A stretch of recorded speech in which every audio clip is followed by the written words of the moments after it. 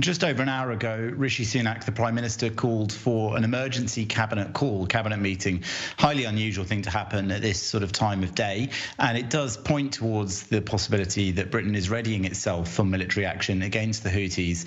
There's also a national security meeting earlier today, and we're told that there is a scheduled briefing for the Speaker of the House, also the leader of the opposition Labour Party, Sir Keir Starmer, after the cabinet meeting. So all of this points towards the idea that Britain could well be considering military action, probably that the US have proposed some potential military scenarios, and Britain is deciding whether or not it will join them and exactly how those actions will take place going forwards.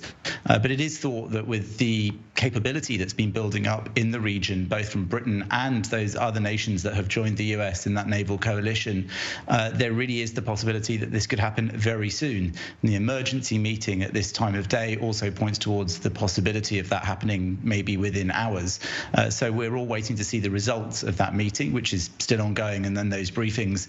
And of course, this would mean that Parliament hasn't actually been recalled to vote on any kind of military action at that point. So if it does go ahead, it will be on the say-so of the Prime Minister, who will be potentially launching military action with his cabinet say-so and trying to get their support at the moment in that respect. And this is certainly also interesting because it is for Rishi Sunak the first time that Britain would be launching military action under his leadership.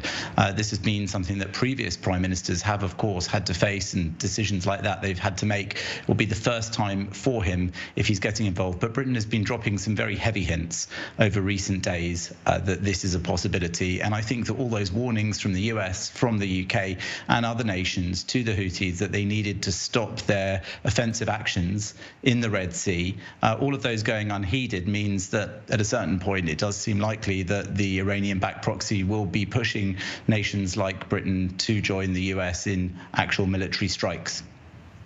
Well, Jonathan, what could UK and US military action look like, and could it possibly spark an even wider conflict? We keep referring to possible military action, but actually breaking that down, what could we possibly be seeing coming out of that?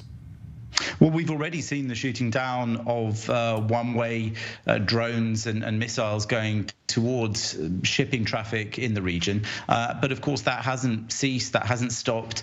And we know that this sort of thing means that there's likely to be more action. It could be strikes on bases, it could be strikes on command centers, it could be airstrikes. So I think these are all possibilities that they will be discussing and debating, both within the US and the UK, in order to come up with their exact military response. But it's also interesting that all of this movement on the side of the UK and the US hasn't gone unnoticed by the Houthis, who themselves have recently made an announcement about what will happen from their side if they feel that Britain and America and others are aggressive towards them.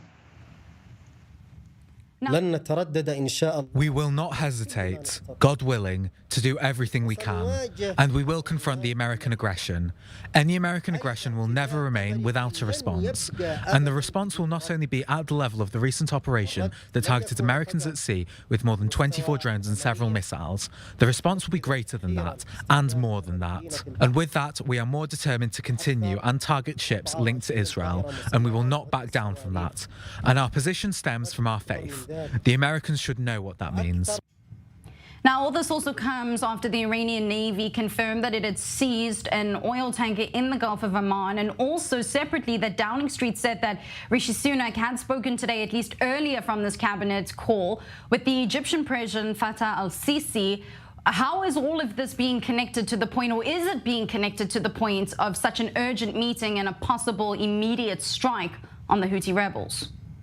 Well, of course, if there is to be a military strike and Britain is to play a part, all of those sorts of activities will be what you might expect to see in advance of a decision being made.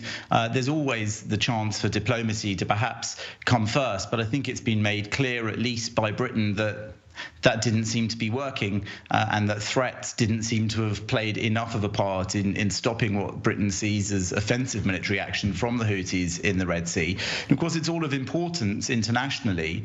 If Britain is reluctant to have got involved in Israel's war in Gaza, though it has stood by Israel conducting its activities there as far as it could, and only with some brief wavering on the way. It's a bit different when it comes to international shipping. Obviously, the idea that shipping traffic can't make it through that part of the world, that part of the sea, means that there is a massive detour that's required, massive delays. This has a knock-on effect in cost and, of course, on supply of global trade everywhere in the world. And that's just something that I think is going to provoke military action in a way, because it brings the effects of what's going on in the Middle East directly to people here in the United Kingdom, meaning that the government will then feel that it has to respond because this is no longer a question of supporting Israel's right to defend itself and to react to the aggression of the 7th of October, but it's spreading into a regional war, one where Iran is flexing its muscles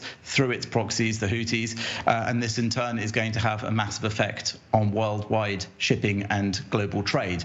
That's just something that Britain has said it's not going to tolerate, and the US as well. And often in the past, when the US has been taking military action, there's been this moment where Britain and other allies have to decide how strong their involvement will be going along with their ally. It seems likely now, from everything that's been said and done in the run-up to this moment and then this emergency cabinet meeting, it seems likely that Britain may well be about to get involved in direct military action in the region against the Houthis, and that in turn will create more tension in the region, spreading this into more of a global war.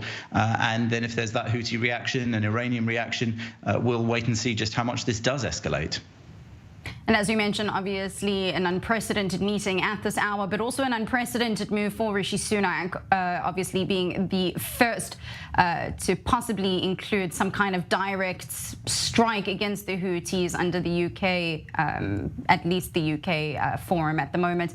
Our UK correspondent, Jonathan Sacerdoti, thank you so very much for joining us on this developing story.